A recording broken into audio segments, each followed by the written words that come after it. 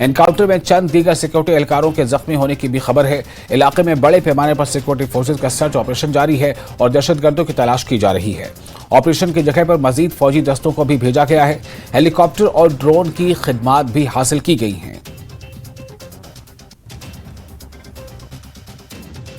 इस वक्त हम मौजूद है जिला डोडा के लाल द्रमन देसा के जंगलों में, जहां कल देर रात सिक्योरिटी फोर्सेस और आतंकियों के बीच में मुठभेड़ हुई थी। और जो अपडेट इस इनकाउंटर को लेकर सामने आया है, इसमें बताया जा रहा है कि सिक्योरिटी फोर्सेस का एक आर्मी ऑफिसर, उसके साथ 3 जवान शहीद हुआ है। हालांकि इस एरिया को पूरी तरह से कार्डन कर लिया गया है ताकि उन आतंकियों को जल्द से जल्द ढूंढ निकालकर उनका खात्मा किया जाए।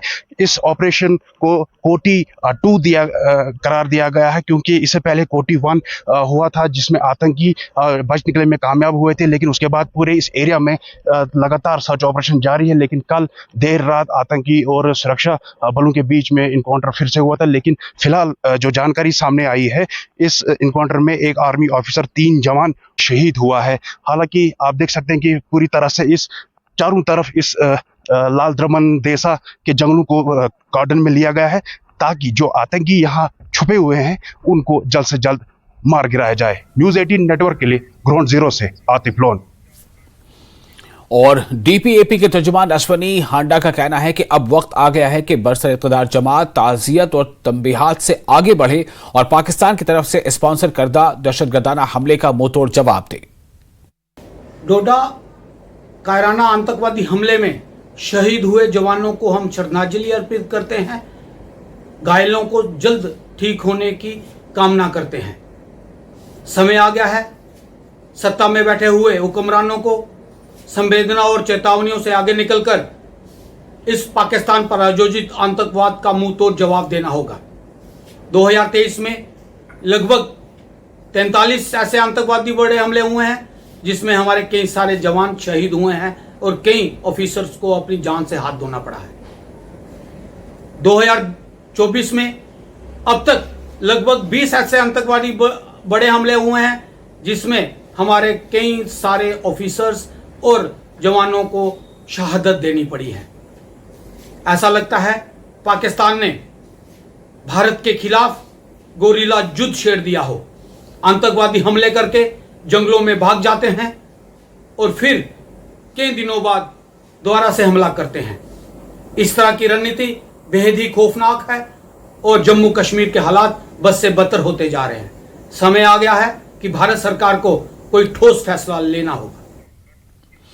और कांग्रेस के जनरल सेक्रेटरी प्रवीण सरोवर खान का कहना है कि डोडा में दहशतगर्दों के साथ मुकाबले के दौरान हमारे बहादुर फौजियों की शहादत से मुझे काफी दुख हुआ है। उन्होंने कौम के लिए बहादुर जवानों की लाजवाल कुर्बानियों पर इन्हें सलाम पेश किया और उनके अहले खाना से ताज़ियत की।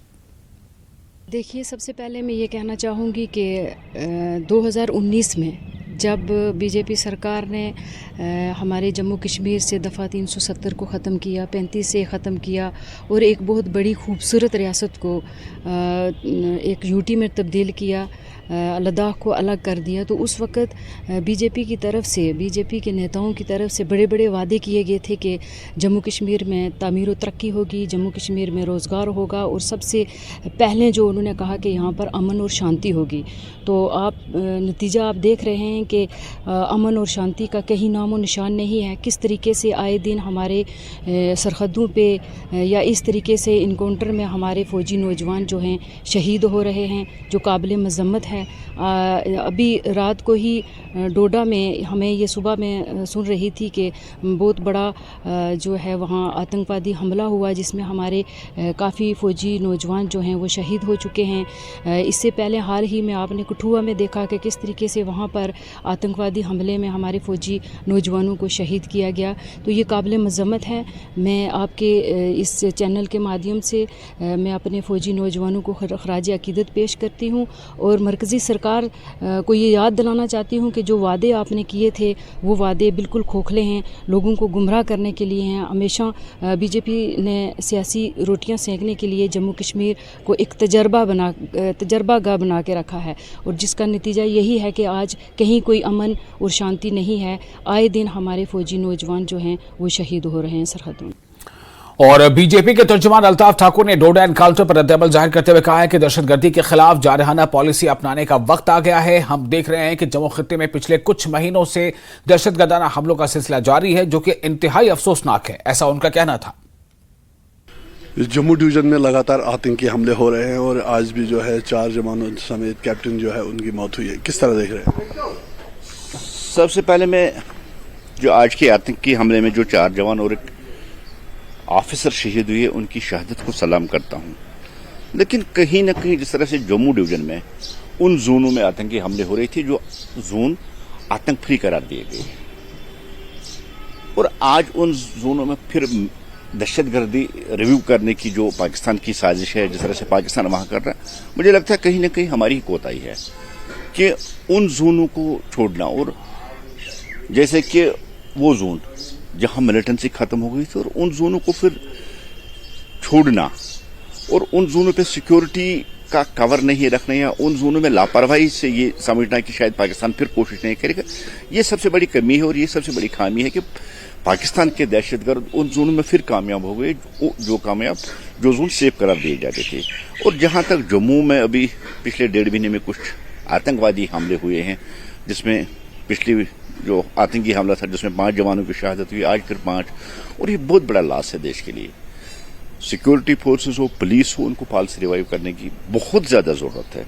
जो पुरानी पॉलिसी जिस तरह से आतंकियों के खिलाफ यहां चलाई जा रही थी, अभियान जो चला रहा था, उस पर रिवाइव करने की जरूरत है, क्योंकि इससे लगता है कि जो दहशतगर्द टेक्नोलॉजी का इस्तेमाल करते हुए घात लगाकर हमला करते हुए वो गुरेला टाइप का जंग जो उन्होंने शुरू कर दी है, जिससे अभी तक हम अगर लास्ट 2 अटैक हम देखें तो लास्ट 2 अटैक्स में हमारी ही जवान शहीद हुई है, हमें नुकसान उठाना पड़ा, लेकिन सिंगल एक आतंकवादी उसको कोई नुकसान नहीं उठाना पड़ा। इस पॉलिसी को रिव्यू करने की जरूरत है। और सबसे ज्यादा जो बहुत इंपॉर्टेंट बात है कि अब एग्रेसिव तरीके से आपको आतंकवाद के खिलाफ जंग लड़ना होगा और आतंक का पीछा करना होगा।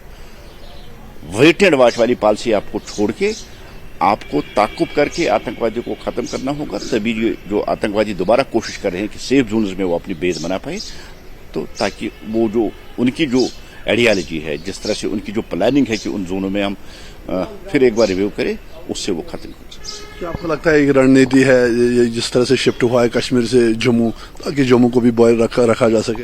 देखिए, सेफ जो जोन आतंक फ्री हुए थे और सारा जो कंसंट्रेशन था वो कश्मीर की तरफ है। मुझे लगता है आतंकी बहुत बड़ी साजिश है कि वो चाहते हैं कि जो यहाँ की डिप्लॉयमेंट है, जिस तरह से यहाँ आरोपी होती है, वो मुंह होकर जम्मू की तरफ जाए, ताकि कश्मीर में उन्हें आतंकी घटनाएं जो है, उन आतंकी घटनाएं अंजाम देने के लिए उनको कश्मीर में मौका मिले।